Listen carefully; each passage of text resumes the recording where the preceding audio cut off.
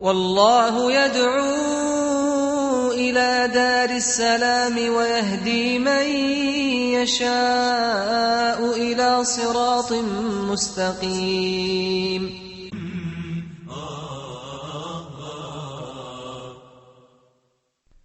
Jealousy. Narrated Jabir ibn Atiq. The Prophet, may Allah's peace and blessings be upon him, said, "There is jealousy which Allah loves, and jealousy which Allah hates. That which Allah loves is jealousy regarding a matter of doubt, and that which Allah hates is jealousy regarding something which is not doubtful. There is pride which Allah hates, and pride which Allah loves. That which Allah loves is a man's pride when fighting and when giving sadaqah, and that which Allah hates is pride shown by oppression." The narrator Musa said, by boasting. Assalamu alaikum and welcome to another episode of Purification of the Soul. In the last episode, we were speaking about hasad or envy, and we mentioned the definition of hasad. What is the definition of hasad, Ya Lutfi? Is desiring that someone removed his blessings from Allah. Exactly. Somebody has a blessing, like a car, like a job, nice children, nice wife, a nice thobe, for example, and he wishes that Allah subhanahu wa ta'ala removes the blessing from that person. And this is the envy. What's the difference between that and ghibta, Gulras? Ghibta, envy is when you want that person to be deprived of that blessing. Yeah. Whereas ghibta is when you want that thing, but you also want him to keep it. Yes, in other words, you don't want to deprive him of that blessing, and you want something similar for yourself. This is ghibta, and not all types of ghibta is haram. In fact, most of it is praiseworthy sometimes. You can be praiseworthy.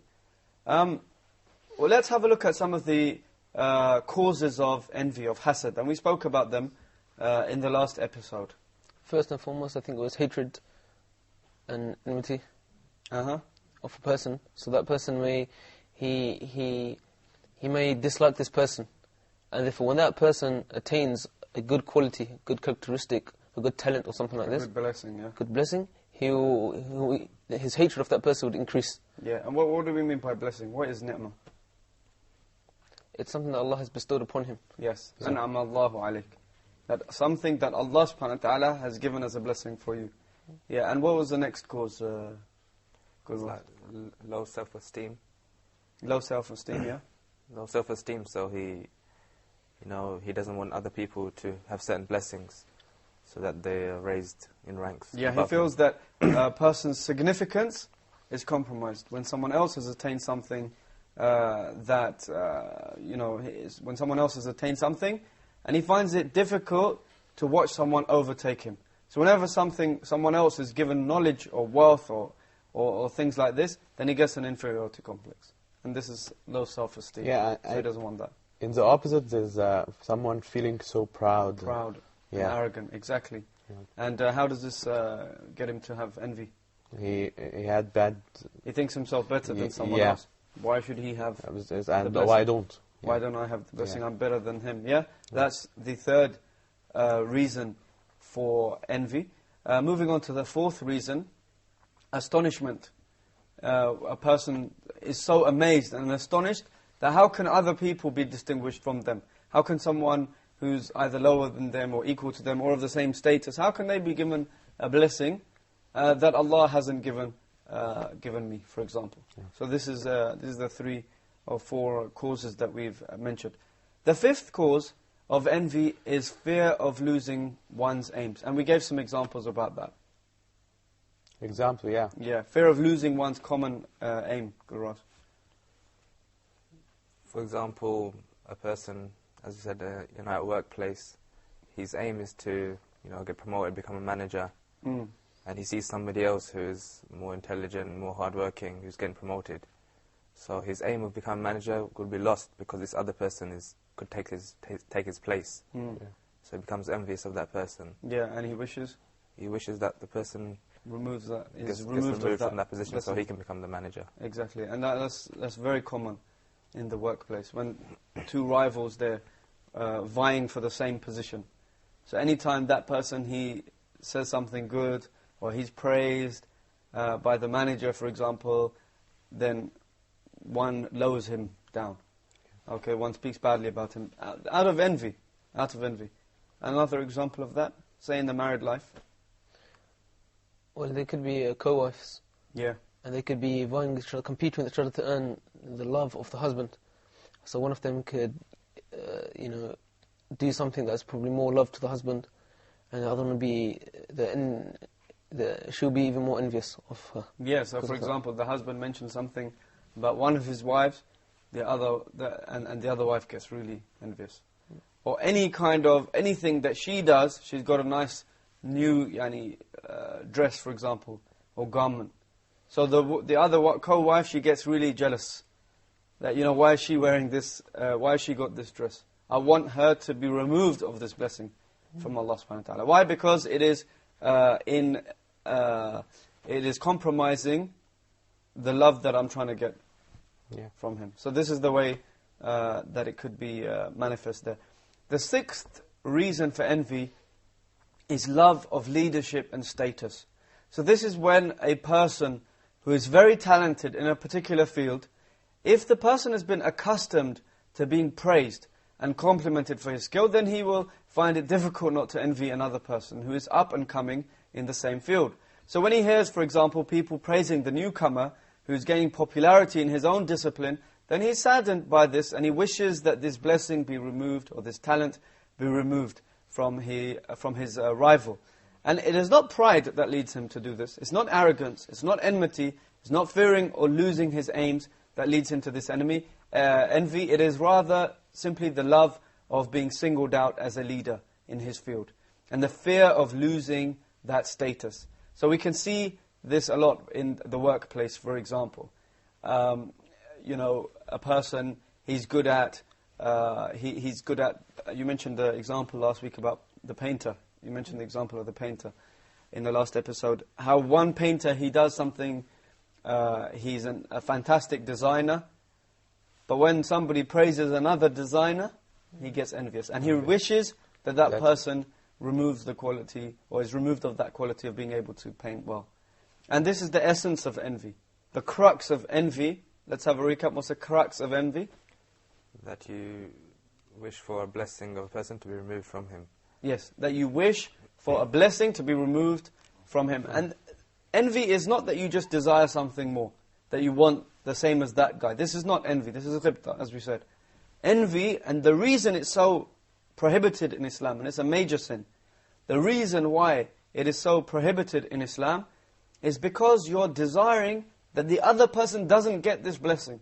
In other words, you're angry with the qadr, or the destiny of Allah subhanahu wa ta'ala. So I guess it's most dangerous when there's only one position available. Yes. Like a leader or something, where you can't have that same blessing unless he loses it. And so the person who, if he doesn't control his envy, and inshallah we will actually go on to see some of the ways that a person can remove envy from his heart. And actually this is a very, very important issue. A lot of people find envy in themselves. And this can lead all the way up to people like scholars. One scholar, one student of knowledge, he has envy of another one. Okay, because he's more popular, for example. And this is totally haram in Islam. So a person must always have humility, must realize in himself. And if he does get this envy, he has to know how to remove that. And inshallah we'll talk about that later on. The seventh reason for envy is simple impurity in the soul. And this leads a person to rejoice at the calamities of others and feel saddened by their blessings. This really is an unpleasant state to be in. It's bad enough when a person is stingy with his own wealth. But what about the one who's stingy with the wealth of Allah subhanahu wa ta'ala, with the possession of Allah, with the blessings of Allah? So it's as if others are taking from the blessings that Allah has bestowed upon him. Does he not realize that Allah subhanahu wa ta'ala, He favors whoever He wishes without any kind of count, without any limit, and that the blessings of Allah subhanahu wa ta'ala bestowed on others do not actually limit the blessings that He can attain Himself. And this is really a sick state, and the problem with this is lack of iman, lack of taqwa, lack of piety, lack of faith. Because a person simply gets upset when other people when they're given blessings from Allah. And it's a sick state to be in, really. If you actually ponder logically about this state, it's a sick, disgusting state to be in. Because the person himself, he's just being stingy with the blessings of Allah, as if, as if to say that Allah can only bless this person. So these are some of the causes of envy. And sometimes envy in a particular person, it can be caused by more than one, or even all of these cases, or all of these causes. And so we've seen some very, very dangerous dangerous effects of envy. We looked at some examples. I want to go a bit more into some of these examples, and perhaps we'll look before the break at some of the remedies, and then we'll expound on that after the break, inshallah. We looked at the example of the colleague, the co-worker. Once he feels this kind of envy, what should he do to remove it? What do you think? First of all, he should, I think, not have hatred for the other person. So maybe make dua for him, that wish him well, and make dua that Allah provides him with something better or equal also, without depriving him of that. How would this help the envy? Because then he would no longer feel that that person is deprived of that blessing. So therefore he will begin to accept the qadr of Allah, the decree of Allah. Yeah. So that's why it's a good point, and we'll mention it. We'll expound on that later. Is when a person, he has envy, he makes dua for the one that he has envy of. Imagine that. That is really from Iman. That you wish for the other person, or you make dua for the other person to be raised in status, to be given more of these blessings. Yeah. Okay, when a person does this, he forces the envy out of his heart. And maybe before that he can seek refuge. He can seek refuge in Allah from this. And this is, again, he can make dua to Allah to remove the envy, because Allah is the one who created him. Yeah. أَلَا يَعْلَمُ مَنْ خَلَقَ. Doesn't Allah know what He created? Of course He does. Does this show ungratefulness to Allah as well, that you're not content with the blessings He's given Yes, and this is one of the dangers of envy. As I said, it's one of the reasons why envy is prohibited, is because you're actually being stingy with the blessings of Allah, being ungrateful that Allah didn't give him that particular blessing, even though Allah has given him so many other blessings. Inshallah, after the break, we'll actually have a look at some of the remedies for envy. Assalamu alaikum.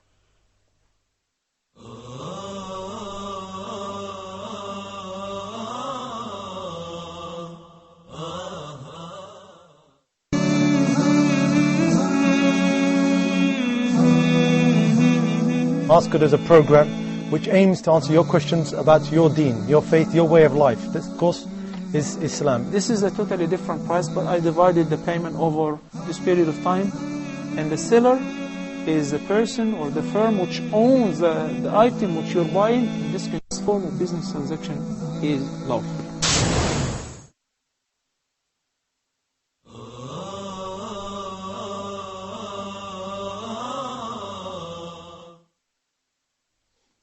Assalamu alaikum and welcome back. Assalamu Before the break, we were talking about some of the causes of envy, and we were talking about some of the evil effects of envy. There's so many examples in real life scenarios, and we can all think of many, many examples, I'm sure, when we sit down and actually think about them. And it's so important to keep away from these things. Let's have a look at some more examples. Good, Ross. For example, maybe a bald person. He hasn't got much hair, and he sees someone with nice long hair, very nice long hair, and he wants to be like him. He's envious of that person, so he wishes to at night time go into his room, cut his hair off, mess him up because he can't have that. Extreme example. Yeah, so that could be an example. Yeah. What about you? When someone is envious about other person's jacket, so he went to rip him off. Jacket, yeah, he went to rip him off. Hey, leave my jacket. Okay. Yeah. So what did he do? Yeah, he went there to rip him off. Oh, yeah. That's not nice. Take care. And you could say also, like in sports, there might be a person who has, from football, I'll take a person You who's like very... football a lot, don't you? Yeah, it's a very good sport, you know. And yeah, so the person might be very good at controlling the ball, and another person may be envious of this. So during a football match, he might try and physically damage that person, so he can't damage his continue. legs, so he can't. Yeah, So he can't play anymore. Yeah. Okay. That's some very vivid examples there, but we can see that it's very. It is a dangerous and serious disease. We can laugh and joke about it, but in reality it is really a serious disease, because the person himself, he feels cut up, and it harms himself as well as other people. But primarily it harms the person himself who is envious. It harms him in this life, and it harms him in the akhirah. In this life, he realizes, in fact, he can't actually harm the one who is being envied. In actuality, what he's doing, he's harming himself. Yeah. Why? Because he's sitting there getting cut up. He's thinking about it, preoccupying himself with the long hair or with the, the football. And he's gaining bad qualities inside him. And exactly, inside, this may lead on to anger, malice, rancor. It's like a vivid circle. The guy's envious because he was angry. And then because of this envy, it goes back to further anger, further malice, further rancor, further hatred. And it can even increase in his low self-esteem as well. Exactly. So as you said, it's just it is a disgusting, it's a filthy spiral. Yeah. And if the person doesn't actually get out of that spiral, then he's going to get more and more envious. And then after a while, he'll come to a situation where he won't actually realize how deep he's in this envy. How he's drowning in this envy. And such that the people around him may even realize this guy is blatantly envious. It doesn't help the situation at all, does it? It doesn't help the situation at all. That's why he has to learn the remedies of envy. And probably his iman will still be the decreasing iman goes as well, down. It perhaps weakens his prayer. How would it weaken your prayer? He will not be able to have khushu'. He won't have khushu'. How can a person who's envious and he's drowning in envy have khushu'? He's about to pray, but he's thinking about the blessing that somebody else has got. What do you mean by khushu'? Khushu' means concentration and humility in his prayer. And so a person, how can he concentrate to Allah and keep his heart solely for Allah subhanahu wa ta'ala? When he's ungrateful with the decree of Allah. Yeah, and he's also ungrateful with the decree of Allah. So envy is such a disgusting sin that it leads from one thing to another, to another, to another, and it can have devastating consequences. So this is in this life. How about the akhirah? How about the akhirah? Because the envious person, he is really earning the wrath of Allah subhanahu wa ta'ala. He's not doing what he should be doing. Because these diseases, they come in many people. It's not something that is abnormal. Many people will get this. Shaitan will try to attack each person, and we looked at some of the traps of shaitan. So he will try to attack a person with this major sin of envy. But what the person has to do, he has to fight against the shaitan. He has to wage jihad against his own soul and against the shaitan, so that he can move away, remove these bad qualities. And this goes with all of the bad qualities that a person has. Let's have a look at what some of the people in the area said about envy. I think envy can affect the salah that lead you, will ask for more, rather to thank God on the gifts He give it to you. And I think that the one who prays to God, he has to be pure from inside, that make the salah will be accepted. The decree of Allah will happen. What matters the facts are the factors, the conditions or the environment. However, the envious will never gain anything of being envious, because he will neither gain himself in power or the power of others, as he will never reach a solution without going far away from the decree of Allah and what Allah wants. When it comes to negative thinking, the person will tend to be more aggressive, and also will try to think anything else around them in a much more negative way. Yes, I like that. Yeah. Some interesting points mentioned there. So we can see, again, the evil effects of envy. Let's talk more about some of the effects of envy. What can it lead a person to do in terms of sins, in terms of things that he might regret later? Anything of that nature? It may lead him to kill someone. How would that be? Yeah, when he's envious about other person, and he have a lot of bad feelings toward him, then he can we see this in the West a lot. Yeah. Just to touch on that, you could say that the person, if he had low self-esteem in the beginning, and he was envious of someone, it will only increase him in his low self-esteem. So much so that he might become extremely depressed. He might have to take antidepressants. And we've seen in the media that antidepressants, excessive amount of them will just lead a person to commit suicide. And this has happened in the West, in England, for example, or America, the suicide rate is huge. And as you said, it could be because of antidepressants, and this could have been because of envious. The person sitting. I mean, we see this a lot. It's not something that is not common in the papers all the time. You see examples where a person has killed. For example, a wife is envious, rightly so in one sense, that the husband has taken on a mistress. Okay, haram. But what this leads her to do is to go and kill the husband, or to kill the woman, the mistress. Yeah. So, even though the beginning of that type of envy was allowed, because that wasn't a blessing. It wasn't a blessing for the person. In fact, when he took the mistress, this was not a blessing. This is a sin that he's done. So the beginnings of that envy was allowed, but it led her to do something which is haram, like killing, and so on. Likewise, the example you said of antidepressants. And you can see very clearly why this is such a psychological disease. Because a person, he builds himself up in this envy, and he just ends up doing some crazy things. Because and envy is a little bit like love. How is that the case? Good, Ras. How envy is like love? Yes. How could envy be like love, similar to love in certain cases? Because something you could get obsessed by it. Obsession. Yeah. And this is why we're dwelling on this, is because it is so common. Obsession with envy, or with the object of envy. So a person's obsessed with, a lover, for example. And love also can lead to envy. Yeah. So they're all kind of intertwined, some of these diseases of the heart. How would one remedy envy in terms of thinking and knowledge and these kind of things?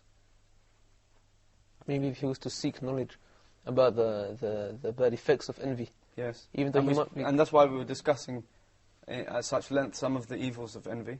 Because then he will know his place, he will know it's not actually a good thing. The sin of envy, both in this world and in the hereafter as well. So, I think the Prophet ﷺ advised us to read Surah Falaq quite often, which has this seeking refuge. What does it mean? من شر حاسد إذا حسد. Yes. قُلْ أَعُوذُ بِرَبِّ الْفَلَقِ. I seek refuge from the Lord of the daybreak. مِنْ شَرِّ مَا خَلَقْ. From the evil of what He has created. And until the ayah comes, وَمِنْ شَرِّ حَاسِدٍ إِذَا حَسَدٍ. And also from the evil of the hasid, the envious one, when he envies. And this goes on to the issue of ayn, where the Prophet ﷺ, he said, al-aynu haqq. And ayn is like the evil eye. And some people, they have evil eye due to envy. And what they should do, if they have that, they should say, MashaAllahu tabarakallah. And other people, they just have the evil eye. And the Prophet ﷺ said, al-aynu haqq, the evil eye is true.